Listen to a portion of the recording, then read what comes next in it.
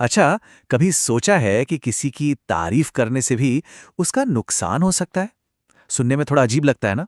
पर आज हम एक ऐसे ही कॉन्सेप्ट को समझने वाले हैं, जिसे कहते हैं बॉडी टॉक। और देखेंगे कि ये चीज़ हम सब पर, मतलब हम सब पर कैसे असर डालती है, वो भी अक्सर हमें पता चले बिना। हीरो काम से बनता है, लुक्स से नहीं। ये लाइन बहुत गहरी है और आज की हमारी पूरी बातचीत ना इसी के आसपास घूमेगी। और इस बात को और अच्छे से समझने के लिए चलिए एक मजेदार कहानी सुनते हैं। एक ऐसी कहानी जो इस बात को बिल्कुल साफ कर देगी। तो कहानी शुरू होती है बदलीपुर नाम के एक शहर से। सोचिए, एक दिन वहां एक रहस्यमय चिट्ठी मिलती है और उस चिट्ठी से पूरे शहर में खलबली मच जाती है, क्योंकि शहर पर एक बहुत ही बड़ा खतरा मंडरा रहा है। तो बदलीपुर पर यह खतरा है क्या और कौन है जो इसका सामना करेगा? चलिए देखते हैं। और बदलीपुर की उम्मीद है टीम आधा फुल। इस टीम में है 3 कमाल के बच्चे। सबसे पहले है 16 साल की किट्टी, जो एनर्जी से भरपूर और बहुत समझदार है। फिर है 15 साल का अदरक। अरे ये तो जुगाड़ का मास्टर है, हर मुश्किल का हल निकाल लेता है। और आखिर में है 12 साल की तारा, जो समझ लीजिए एक चलती फिरती एनसाइक्लोपीडिया है। और एक बात पर गौर कीजिएगा, जो चीज इन्हें खास बनाती है वो इनके लुक्स नहीं है, बल्कि इनका हुनर है। लेकिन इससे पहले कि टीम बदलीपुर को बचाने निकलती, टीम का ही एक मेंबर अपनी एक अलग ही उलझन में फंसा हुआ था। और यहीं से कहानी एक ऐसा मोड़ लेती है जो शहर पर आए खतरे से भी ज्यादा गहरा है। तो होता यह है कि किट्टी और तारा जब अदरक के पास मदद के लिए पहुंचते हैं तो वो उदास बैठा मिलता है। अब सवाल यह है कि वो उदास क्यों था? वजह थी एक तारीफ, लेकिन वो तारीफ उसके लिए नहीं थी, किसी और के लिए थी। हुआ ये कि खूबीलाल के चाचा ने उसकी बॉडी की तो बड़ी तारीफ की, पर अदरक को देखा तक नहीं, उसे पूरी तरह नजरअंदाज कर दिया। और बस इसी एक छोटी सी बात ने अदरक को अपने हुनर से ज्यादा अपने लुक्स के बारे में सोचने पर मजबूर कर दिया। और यहीं पर एंट्री होती है टीम की सबसे स्मार्ट मेंबर तारा की। वो इस पूरी प्रॉब्लम को एक नाम देती है, बॉडी टॉक। तारा समझाती है कि ये एक ऐसी आदत है जो हम में से बहुत से लोगों में होती है, और अक्सर हमें ये एहसास भी नहीं होता कि ये आदत कितनी ज्यादा नुकसानदायक हो सकती है। पर कहानी में ट्विस्ट ये है कि सिर्फ अदरक ही इस चीज से परेशान नहीं था। चलिए अब देखते हैं कि उस इंसान का क्या हुआ जिसे वो तारीफ मिली थी, यानी खूबीलाल का। बॉडी टॉक का असर कितना गहरा हो सकता है, इसका अंदाजा अब लगेगा।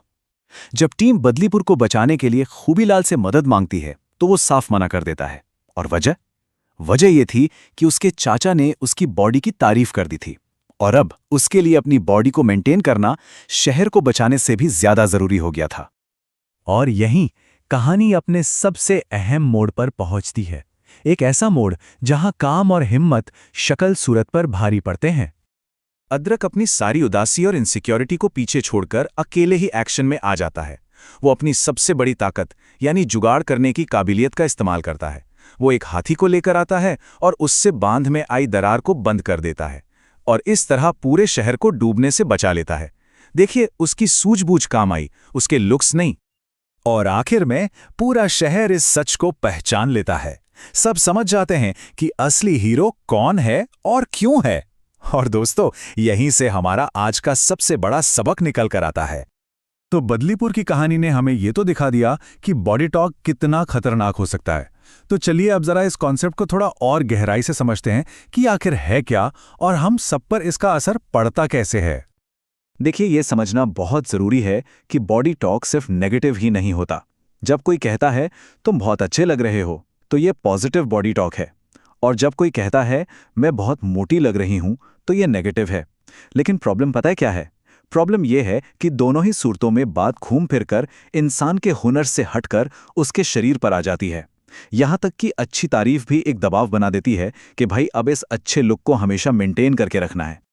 तो सवाल उठता है कि ये इतना नुकसानदायक क्यों है?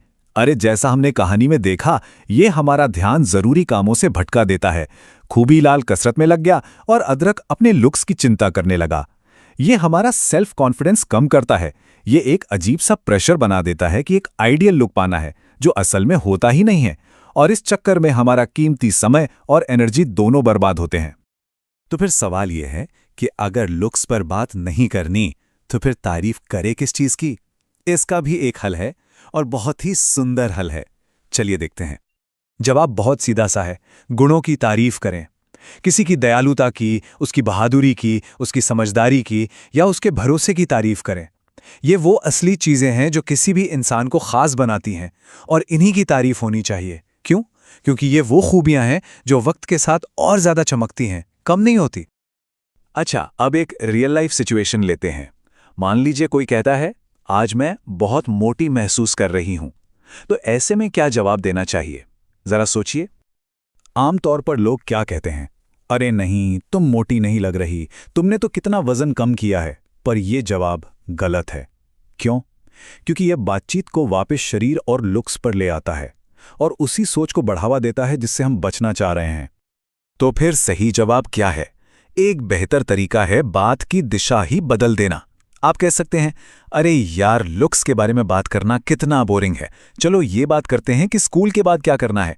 इस तरह का जवाब न सिर्फ बॉडी टॉक को वहीं रोक देता है, बल्कि बातचीत को कहीं ज्यादा मजेदार और काम की चीजों की तरफ ले जाता है। तो हम सब मिलकर एक बदलाव ला सकते हैं।